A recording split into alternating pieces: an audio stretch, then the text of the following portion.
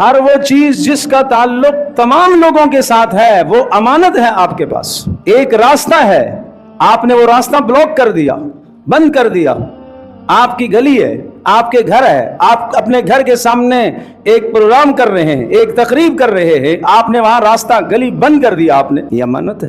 یہ سب لوگوں کا حق ہے، یہ سب لوگوں کا حق وابستہ ہے، یہ امانت ہے۔ آپ کسی گھر کے پاس سے گزرے ہیں اور اندر کوئی بات چیت ہو رہی ہے، میاں بیوی کے درمیان میں کوئی بات ہو رہی، کوئی تلخی ہو رہی ہے، آپ کے کان میں بات پڑ گئی ہے، یہ امانت ہے، یہ امانت ہے۔ اس کو باہر جا کے بتانا نہیں ہے، اس کو اپنے گھر جا کے نقل نہیں کرنا، اس کو فلاں جگہ جا کے نقل نہیں کرنا۔